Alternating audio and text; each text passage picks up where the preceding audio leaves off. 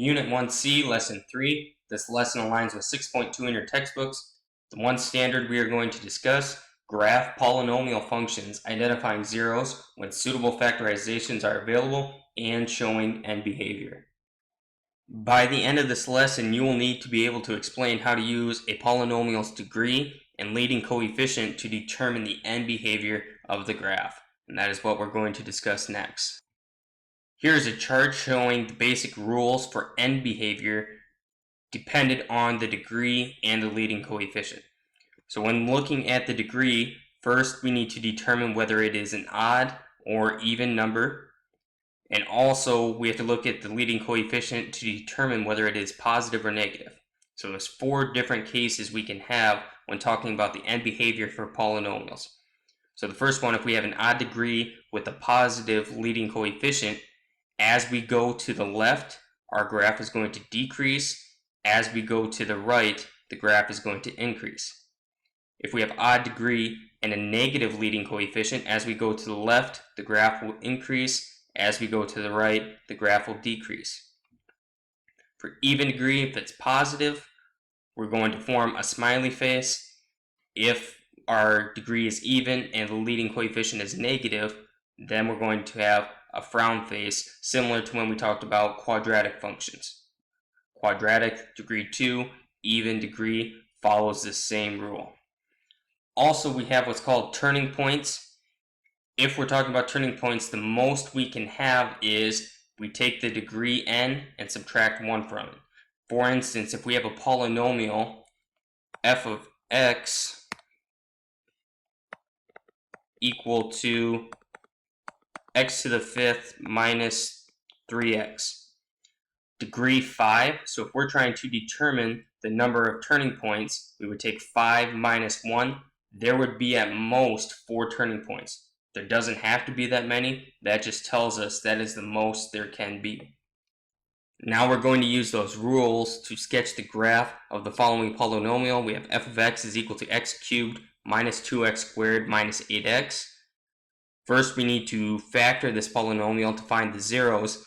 If we look at all these terms, they have an x in common, so we could take an x out in front. We'd be left with x squared minus 2x minus 8. Now we need to factor this quadratic.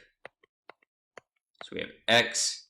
This will factor into x minus 4 and x plus 2. So if we're using the zero product property now, try to find what those zeros are. We have x equals 0, 4, and negative 2. So now I'm going to plot those points. We had one at 0, positive 4, and negative 2. Now we need to go back, think about what we discussed in the chart. First, if we look at the leading coefficient is positive. If we're looking at the degree of this polynomial, we need to determine whether that is positive or even or odd. Look at the 3, it is an odd degree. If you look at your chart, if it's an odd degree, positive leading coefficient, as we go to the left, the graph is going to decrease. As we go to the right, the graph is going to increase. So coming from the left, going through our zeros, coming back up. So as I went to the left, as we look at our graph now, the end behavior is decreasing. As we go to the right, it's increasing. The graph goes through all 3 zeros. Also, we can look at the turning points. If our degree was 3, we take 3 minus 1, get 2. There will be at most 2 turning points. A turning point occurs where we change from increasing to decreasing or from decreasing to increasing. So right here, the graph is increasing, changing to decreasing. This is 1 turning point, and here we have a second turning point. Where this turning point occurs, the point where we change from increasing to decreasing, this is called a local maximum. Where we change from decreasing to increasing, this point would be a local minimum. We'll discuss that more in class. Next, we need to discuss repeated zeros or multiplicity. If a zero has even multiplicity, the graph will touch the x-axis and turn around. If a zero has odd multiplicity, the graph will cross the x-axis. So multiplicity refers to how many times that zero occurs. So if it occurred 2 times, that would be an even multiplicity. The graph would touch the x-axis at that zero and turn back around. It would not cross it. If a zero occurred 3 times, it had odd multiplicity, then the graph will cross the x-axis at that point. In this last example, we again want to use the zeros and the end behavior to sketch the graph. We're also going to use the ideas of multiplicity. This polynomial is already in factored form, so we can determine all of the zeros. We have x equals 0, x equals 3, and x equals -2 using the zero product property. Now we're going to discuss multiplicity. If we're looking at this x factor, that would be x to the first, so it has a multiplicity of 1.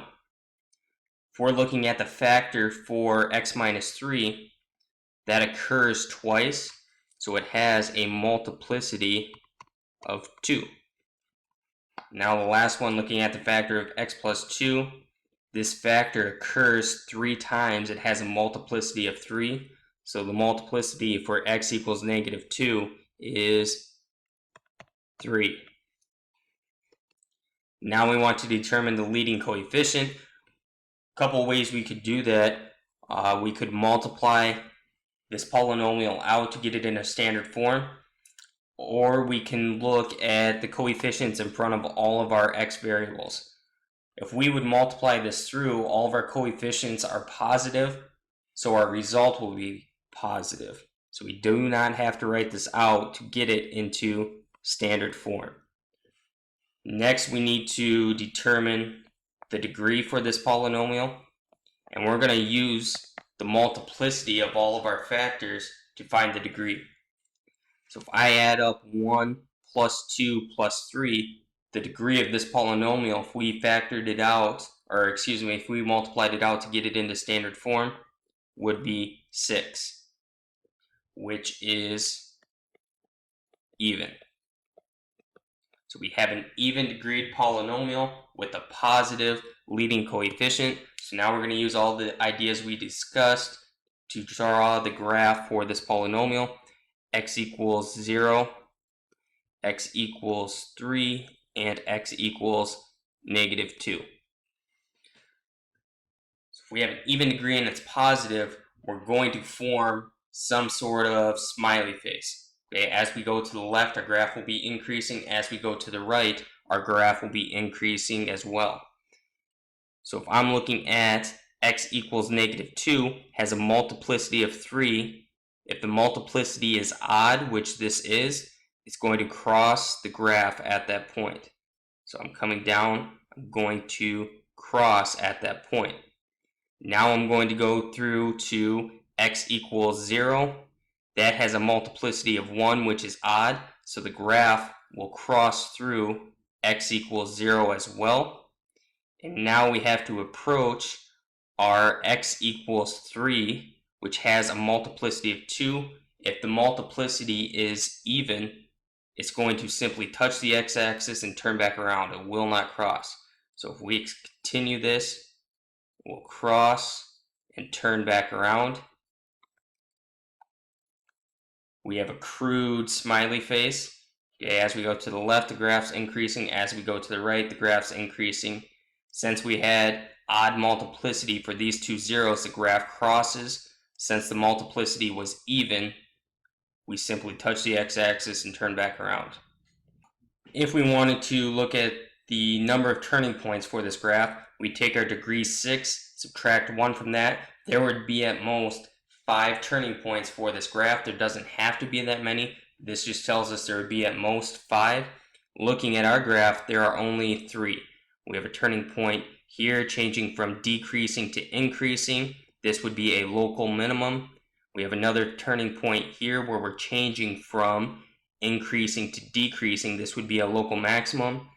And then we have another turning point. We're going from decreasing to increasing. This would be a local minimum.